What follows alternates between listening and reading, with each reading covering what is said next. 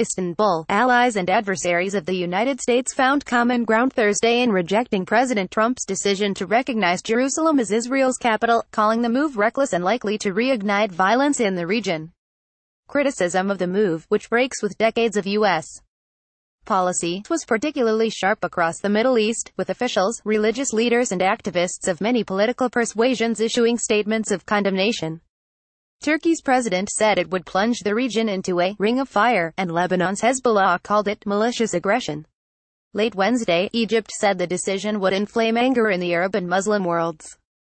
The Grand Imam of Egypt, Al-Azhar, the premier seat of Sunni learning, also rejected the move, accusing Trump of denying Palestinians their right to Jerusalem. This administration does not respect the dignity or values of others, Hezbollah's Secretary General, Hassan Nasrallah, said in a televised address Thursday night. He urged Palestinians and other Arab nations to withdraw from peace talks until the decision was reversed and advocated protests in the streets and on social media. Iran, which backs Hezbollah, also weighed in, with its army chief calling Trump's decision unwise and a clear violation of international law, Iran's state news agency reported. If conflict follows, he said, it will be the fault of the United States and Israel. Demonstrators waved Turkish and Palestinian flags outside the U.S. Embassy in Ankara, Turkey, on deck 7 to protest the Trump administration's plan to move the U.S. Embassy in Israel to Jerusalem and to recognize the city as Israel's capital. As Reuters, even stalwart U.S. allies such as Saudi Arabia and the United Arab Emirates, otherwise admirers of Trump's presidency, criticized the administration over the new policy. The Saudi government described the decision as an irresponsible and unwarranted step, according to the state-run news agency. Qatar, too, warned of serious repercussions for stability in the region. Jerusalem, although divided, is considered holy by Jews, Christians and Muslims, and Palestinians envision the eastern part of the city as the capital of any future Palestinian state. Israelis, for their part, see Jerusalem as their own eternal, undivided capital. Previous U.S. administrations kept the U.S.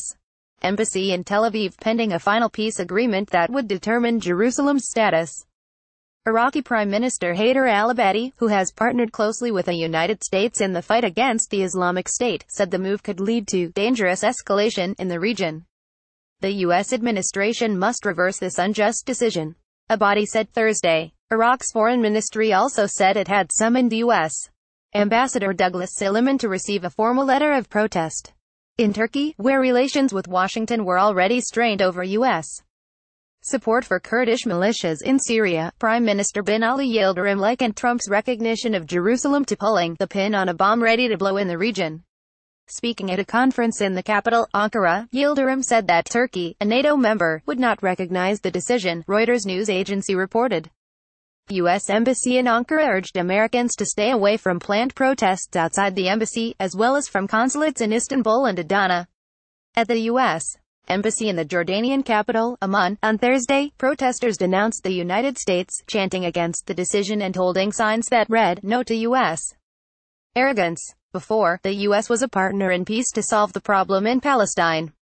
Now, Jordanians see the U.S. as part of the problem, said 60-year-old Hafez Khawaja.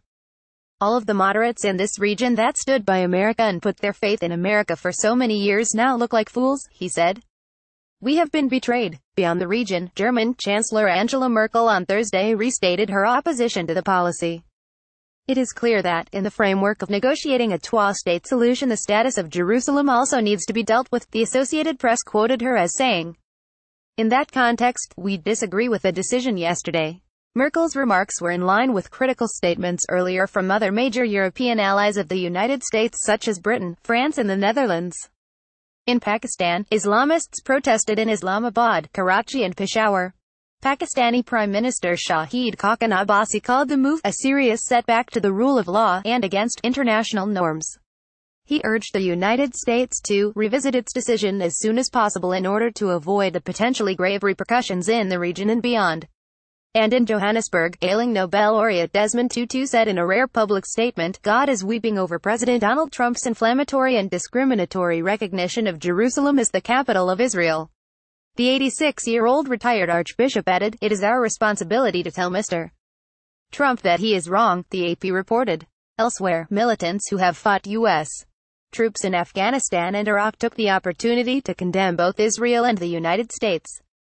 Akram al-Kabi, head of the Iran-backed Nuhaba militia in Iraq, called Trump's decision foolish and predicted that it would spark an uprising. He added that the move legitimizes attacks on U.S. forces, of which there are thousands in Iraq. Muqtada al-Sadeh, an Iraqi Shiite cleric who has long opposed the United States, said governments should expel Israeli diplomats and temporarily close American embassies. In Afghanistan, a Taliban spokesman said in an emailed statement that the decision will fan the flames of conflict in the entire world. Trump, the spokesman said, has exposed U.S. support for a policy of occupation and colonization of Muslim lands. El-Ghobashi reported from Baghdad. Mustafa Salim in Baghdad, Sayed Salahuddin in Kabul, Taylor Luck in Amman, Louisa Lovelock in Beirut and Shaikh Hussein in Islamabad contributed to this report.